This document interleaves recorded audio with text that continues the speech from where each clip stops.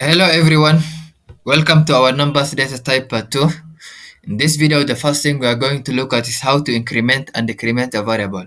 Let's say you have a variable num assigned to number 2. If you want to increment this num variable by 1, the most direct way is num plus 1. If you store this in a new variable num, this new num variable is now equal to our original num variable, which is 2 incremented by 1. So this num variable will store 2 plus 1, which is 3. If we print this new num variable into our screen by running our file python numbers.py, this will return 3, which is our original number 2 incremented by 1. So instead of saying our new num equal to our original number incremented by 1, there's a shortcut version of this, and the shortcut is our num plus equal to 1, and this will take our original number and increment it by 1. So if we run our file again, it will also return 3. But you can also use multiplication to multiply our original number by 10 using this shortcut version, which is just num multiplied by equal to 10, and this will take our original number, which is 2 multiplied by 10, so it will return 20, hopefully, which is right there. The second thing that we're gonna look at in this video is the built-in method that's available for us to work with numbers. So let's comment out this part. The first inbuilt method that we're gonna look at is ABS, or absolute value, and this absolute value takes in a negative value or a positive value, and it removes the negative sign from the number and return the number. Let's say, for example, we have 4.987. So this absolute value will remove the negative sign from the number and return the number. Let's store this in a variable, maybe a, and print this here onto the screen. Let's run our file. So it has returned the number without the negative sign.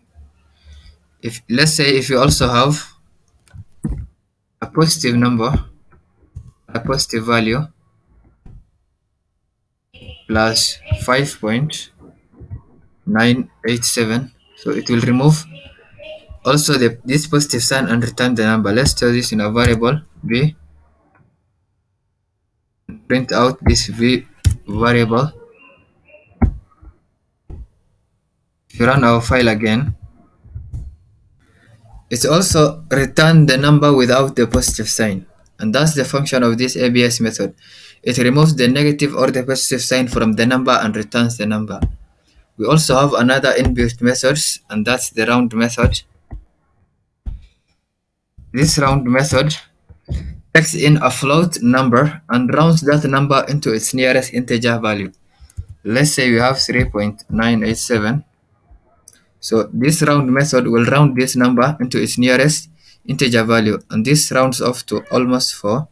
So if you store this in a variable num and print this num onto the screen, run our file,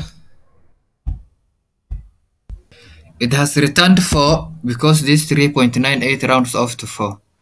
So it takes in a float number and rounds that float number into its nearest integer value.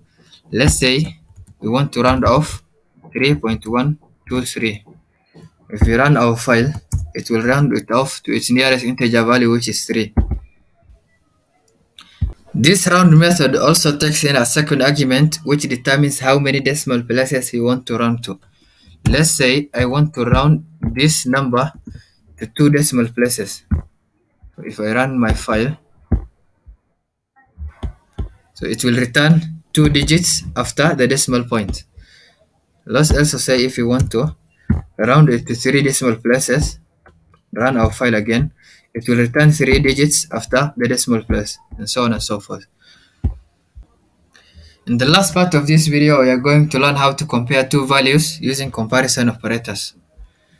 We use comparison operators when you want to compare two values and it returns boolean. So, and these are the Operands that we have when you want to compare two values. You use less than if you want to check if a number is less than another number. You can use greater than, you can use less or equal to. We also have greater or equal to, and not equal to. Let's cover these operators one by one, starting with the less than. Let's say if you want to check whether 2 is less than 5, use the less than sign. So let's store this in a variable num. Let's print this num onto the screen. The left hand operator first checks if the left hand value is less than the right hand value. So, and if so, it will return true, otherwise it will return false. Let's run this code. It will return true because 2 is less than 5. Let's check if 2 is less than 0. Run our file. It will return false because 2 is not less than 0. You can also use the second operator greater than to check if 2 is greater than 0. Clear the console. Run the file again. It will return true because 2 is greater than 0. You can check if 2 is greater than 5. It will return false because 2 is not greater than 5. You can also use the other operator less or equal to. You can check if 2 is less or equal to 5. It will return true because 2 is less than 5. Let's check if 2 is less or equal to 1. It will return false because 2 is not less than 1. You can also use the greater or equal to sign. You can check if 2 is greater or equal to 1 using the greater or equal to sign. Run our file. It will return true because 2 is greater than 1. We also have equal to. You can check if 2 is equal to 1 using this double equal to sign. If we run our file, it will return false because 2 is not equal to 1. Don't confuse this equal operator with the assignment operator. We use the assignment operator which has one equal sign, maybe when you are assigning a value to a variable. So this is assignment operator and this is comparison operator. We also have not equal to. If you want to check if a value is not equal to another value, for example, here we compare if 2 is not equal to 1, which is true because 2 is not equal to 1. We can also check whether 2 is not equal to 2,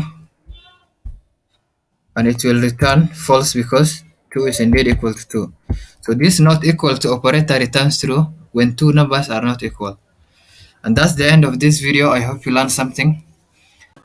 And I would like you to contribute to the channel by liking the video for the algorithms and subscribing to the channel. Thank you and see you in the next video.